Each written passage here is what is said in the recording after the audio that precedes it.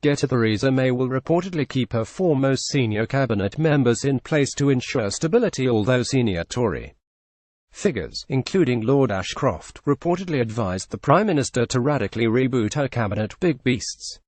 Chancellor Philip Hammond, Home Secretary Amber Rudd, Foreign Secretary Boris Johnson and Brexit Secretary David Davis are expected to remain in place as the Prime Minister wants to avoid destabilising the government. This is despite calls from Brexiteer backbenchers for her to sack Remainer Mr Hammond following a war of words in recent months between number 10 and number 11. One senior Tory figure said Mrs May was missing an opportunity not to demote Mr Hammond, seen as one of the most divisive figures on the front bench. The source said many people in the party can't understand how Philip has survived for so long when he is so unpopular and off message. Theresa has been told by a number of people, including Lord Ashcroft, that she should sack him.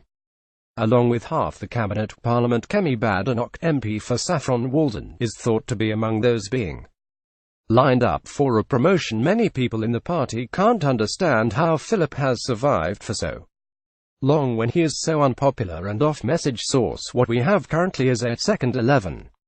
When what's really needed is a rebirth of the Conservative Party from the top down. Modernity is thought to be the theme of the reshuffle, which will take place tomorrow and Tuesday, when MPs from the 2015 and 2017 intake are expected to be promoted to junior ministerial roles. Mrs May is understood to be keen to embrace more women and people from black and ethnic minority backgrounds to promote greater diversity throughout the government. Kemi Badenoch, 38, who introduced Mrs May's cough-plagued speech at last year's Conservative Party conference, is thought to be among those being lined up for a promotion within the party ranks. Getty: Jeremy Hunt is being tipped to become Mrs May's de facto Deputy Health Secretary. Jeremy Hunt is widely tipped to become Mrs May's new de facto deputy following the resignation of Damian Green last month. Immigration Minister Brandon Lewis is tipped to replace Sir Patrick McLaughlin as party chairman, although former Conservative leader Ian Duncan Smith has told colleagues he would gladly accept the job. Former Territorial Army officer James Cleverly, who gave a moving speech in Parliament last year following the murder of his close friend PC Keith Palmer in the Westminster terror attack, is being touted as deputy chairman. The role has gained greater significance following the revelation that party membership is down to 70,000, compared to 1 million when Margaret Thatcher was in power.